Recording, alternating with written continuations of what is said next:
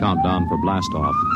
X minus 5, 4, 3, 2, X minus 1, fire.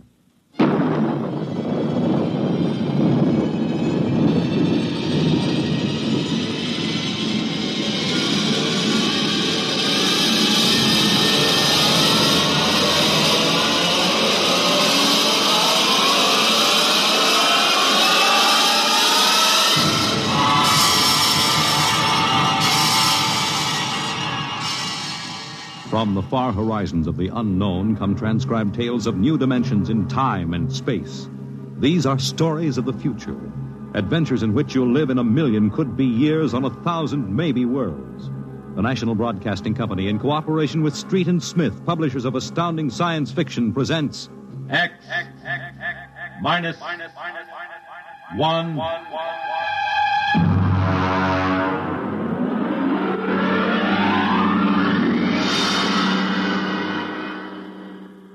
Tonight's story, First Contact, by Murray Leinster.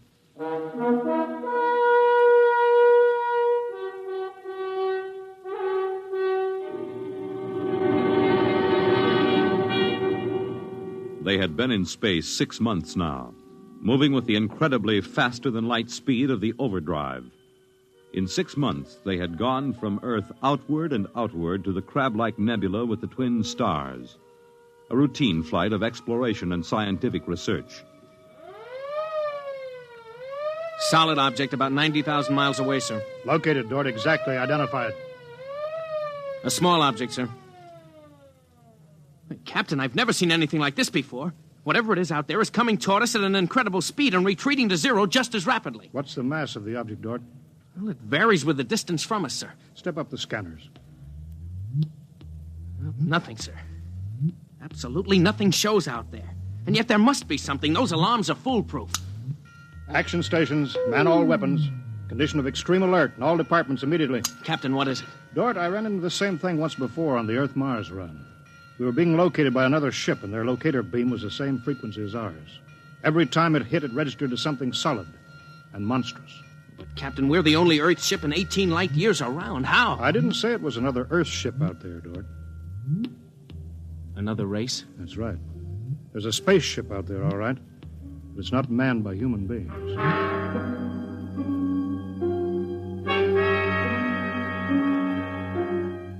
It had been contemplated and speculated upon.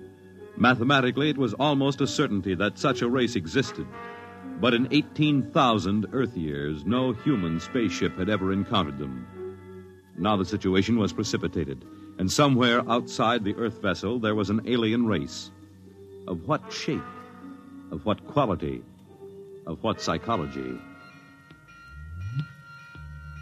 It's moving, sir. Heading right for us. At that speed, we'll be in touch in 10 minutes. Heading right for us, huh? Just what we'd do if a strange ship appeared in our hunting grounds. Friendly? Well, maybe. We'll try to contact them. We have to do that. But friendly? Thank the Lord for the blasters. They may not be hostile, sir. Well, they may be. That's what I'm paid for. Put on this job for, to worry about the troubles that may never happen. To all hands, now hear this. A ship is approaching manned by an alien race. I'll give the signal for attack or defense if it be necessary. There'll be no move made unless I give the order. I do not wish to provoke trouble. Stand by. Their ship is slowing down, sir. It's stopped. Weapons Department, report. Weapons Department, report. Alien ship remarked. Target fixed. Weapons alert. Communications Department, report. Communications Department, report. We're receiving a modulated short wave, sir. Frequency modulated. Apparently a signal. Not enough power to do us any harm. We'll try to make some sense out of it. Report any progress to me immediately. One thing in their favor, sir. They didn't attack immediately without question. They're trying to establish contact. That seems to indicate they're reasonable. We'll see. What are they doing now? Can you make out the locator screen? Bring that power up. Yeah, they're doing something now, sir. There's a section of the hull opening. Probably an airlock, sir. If they breathe there. Yeah, they're letting something out. It's round. A bomb, sir? Unknown object released from alien ship. Observed by Weapons Department and targeted. Stand by. See what they're doing, sir? They've left the object out there right where they were. And now they're withdrawing the ship. There's no reason why that object couldn't be a bomb, Mr. Dort. Intended to let us think precisely as you're thinking right now. just have a hunch, sir. I think they're friendly. I think whatever it is out there is a means of communication. You're probably right, but I won't gamble the ship on a probability. Sir, I'd like to volunteer to go out there and look that thing over. You understand whoever does examine it is expendable. Yes, sir. Requisition a lifeboat. If it's all right with you, sir, I'd prefer just a suit with the drive in it. It's smaller and the arms and legs won't make me look like a bomb. And I'll carry a scanner, sir. You may leave when you're ready. Thank you, sir.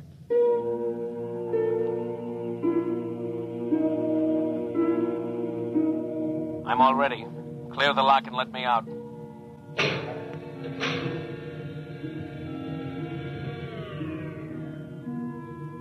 Weapons Department reporting to the captain. Mr. Dort located. Mr. Dort is targeted. Stand by. If that object out there is a device to capture one of our people for observation and questioning, it'll be blown out of existence, including Mr. Dort. Stand by.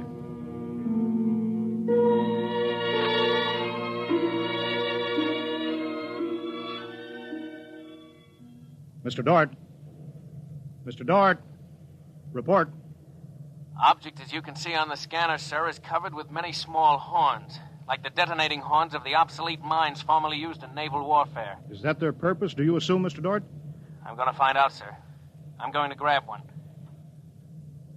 Mr. Dort. I'm here, sir. I don't think this is a mine. Circle it so we can see it completely through your scanner.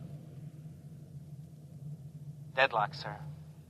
Nothing to report that the scanner hasn't shown you.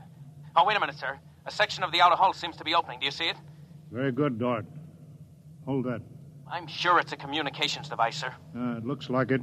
Fix your scanner so it'll focus on that communications device. Return to the ship.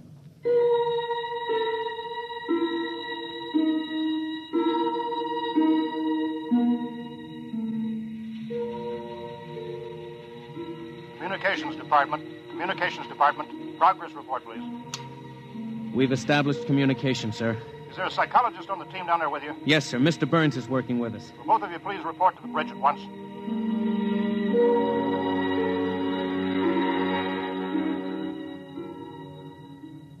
Oh, you look tired, Dort.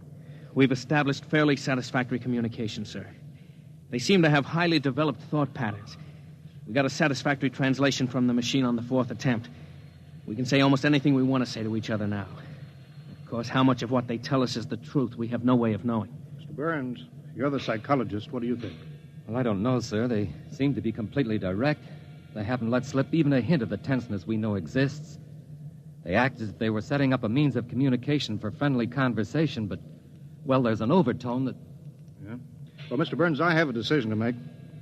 On the one hand, opening contact with the friendly people of a vastly different culture could only be beneficial to us of Earth.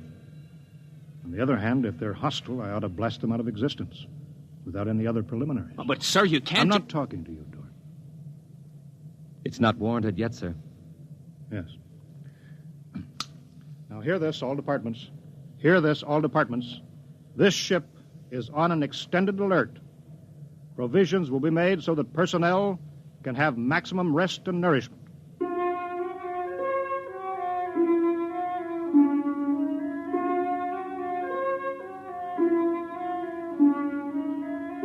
Communication continued by means of the artificial language set up arbitrarily between the Earthmen and the aliens, decoded by the mechanical decoders.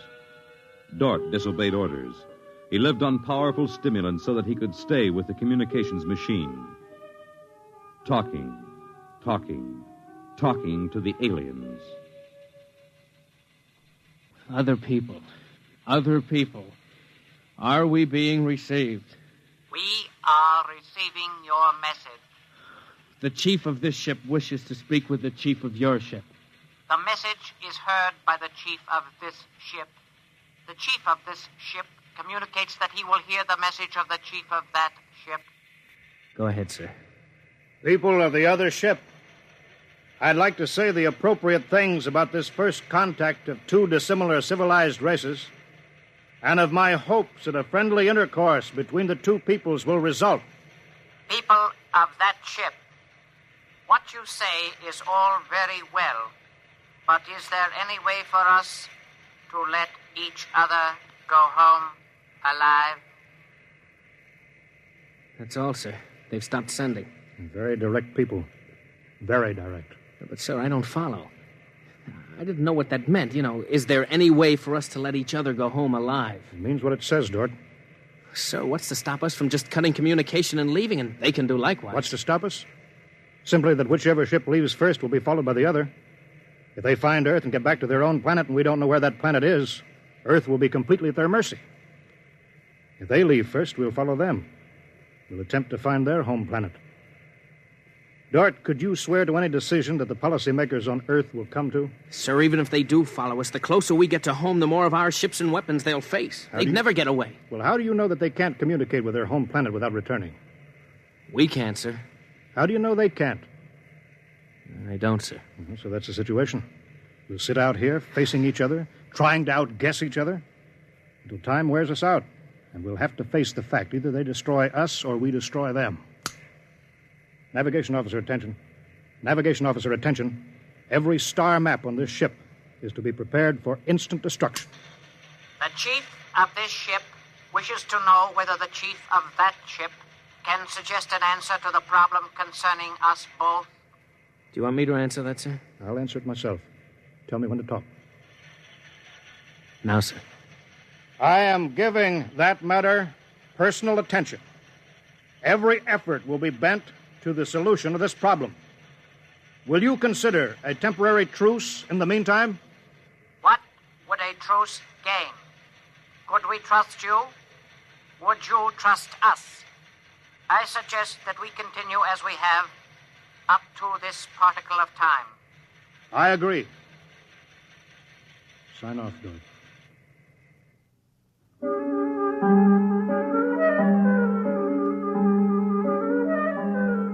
Weeks went by, and during the weeks, the exchange of information continued without let-up.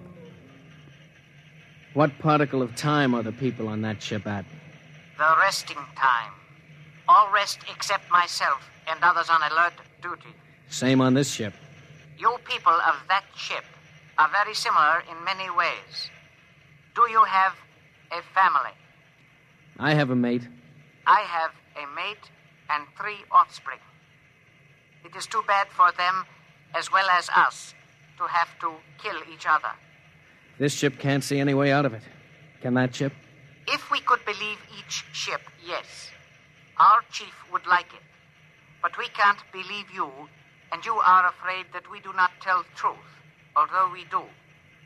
This ship would trail you home if this ship were able to. That ship would do the same. But this ship feels sorry about it. I believe you're a friend. I share your belief and like you. But there is a possibility that you were put to make a trap for me. I will stop now and think it over.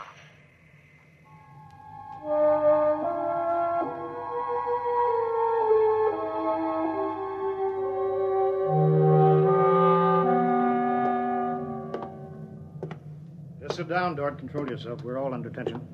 Doesn't do any good to pace like some caged animal. Yes, sir. All right, now, I've read the complete transcription of your conversations with this one alien. What does it prove, Dort? Sir, these people are so much like us in their thinking. Well, sir, they're likable. They're likable and they breathe oxygen. Their air is 28% oxygen instead of 20. But they could do very well on Earth. It'd be a highly desirable conquest for them. Dort, I'm as set against violence as you are. I don't see any way out of this. And I think we've got to break this status quo. So if in 70 hours we don't see any other way, then I have no further choice. I'll blow them to bits.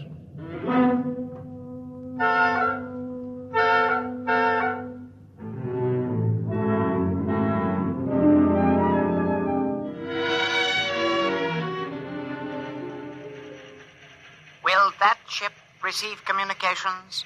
Will that ship receive communications? This ship is listening. It seems to me better to communicate than to sit by the machine silently.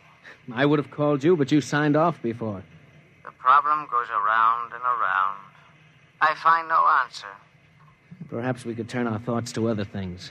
The psychologist of this ship tells us that you people on that ship have a threshold of tolerance to tension. He tells us that you will be forced to take one action or another in a period of less than 100 time particles. I have no communication on this matter. Well, the ship is not trying to extract unwilling information from that ship. A truth is mentioned in passing. A report of this conversation will be carried to the chief of this ship. It would be so. We are prepared. If only the people of this ship could meet in direct contact with the people of that ship, it might be better. We could not communicate then. The communications machine is too large to carry from place to place. In direct contact, the peoples of the two ships would be further apart than now. That's true. I am sad. Much that is pleasant has passed between us. I am sad, too. We are not yet ready for each other. We are not yet ready for each other. It's hard, isn't it, Dort? Well, Captain, I'm sorry. I didn't know you were here, sir. I've been here for quite a while. Eavesdropping, I'm afraid. It's all right, sir. Nothing can be personal in a situation like this. Yeah, that's right. How long is 100 time particles, Dort? Pardon, sir? That reference he made to us not being able to stand tension is interesting. Their psychologists seem to make more out of us than we do out of them, don't they? Yes, sir. They hit the nail right on the head. Yes, they did. I think, Dort, we'll just have to push our timetable up a bit. No further communication with the aliens under any circumstances. That's clear, isn't it? Yes, sir. Sir, if they know so much about our psychology, isn't it possible that remark was intended to make us act more quickly? Probable, Dort. Probable. Well, why would they do that, sir? Why? You tell me why, Dort. All of a sudden, I have an idea, sir. It's crazy. It doesn't matter how crazy. I'll listen to it. Sir, I think these people are playing some kind of a joke on us. Joke? A joke, Dort? Yes, sir. Over and over again, I've noticed what I think is a sense of humor. A highly developed sense of humor. Do you recall when we went to all the trouble to set up a fictitious star map and then they just sent us back a mirror image of the same one? I think somehow they're playing a joke on us. Well, maybe you're right. In which case, you've seen practical jokers, Dort. Their jokes aren't always funny. Sometimes they hurt people.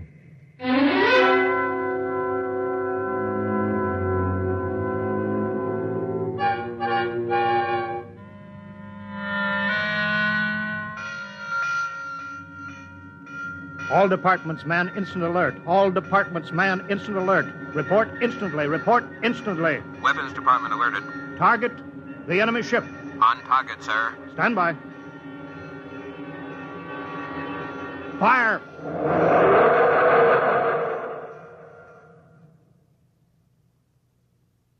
They're gone, sir. Not a trace of them left. Not a tiny trace. Now we can go home.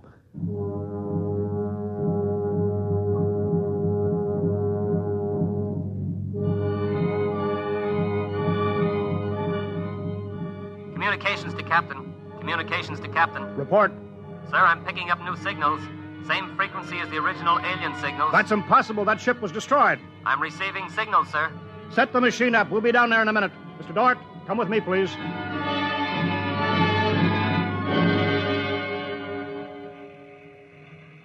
It's good to be on the way home. Yes, it is good. Do you suppose we'll ever figure out what happened to the other ship? Never. A blinding flash and they were gone. I suppose they couldn't figure a way out of the situation. An unstable people. They had no sense of humor to cope with the situation. They exploded themselves out of existence. It seems reasonable. They must have had powerful weapons to destroy themselves so completely. Yes, what a shame.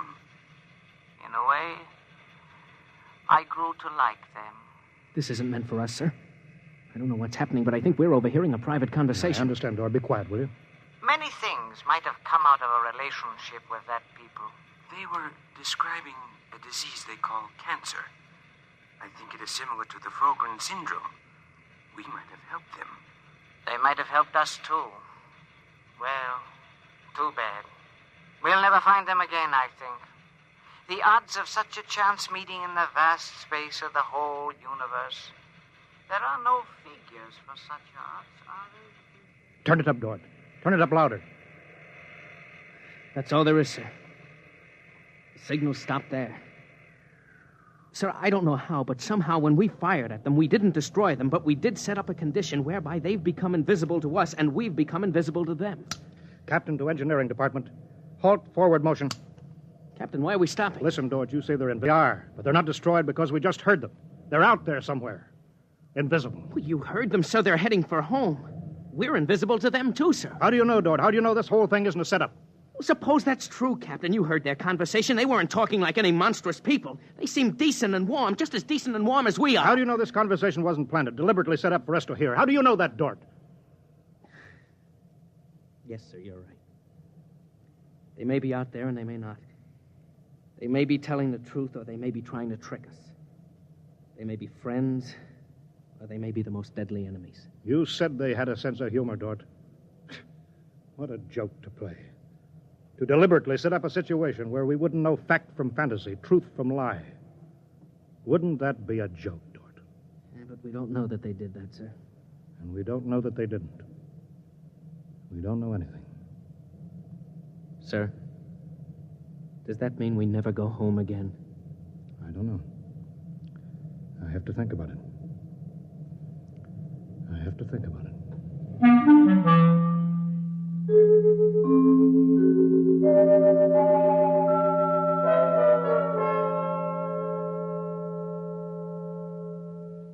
You have just heard X-1, presented by the National Broadcasting Company in cooperation with Street and Smith, publishers of astounding science fiction. Tonight, by transcription, X-1 has brought you First Contact, written by Murray Leinster and adapted for radio by Howard Rodman. Featured in the cast were Wendell Holmes, Bob Hastings, Clark Gordon, William Lally, and Stan Early. Your announcer, Fred Collins. X-1 was directed by Daniel Sutter and is an NBC Radio Network production.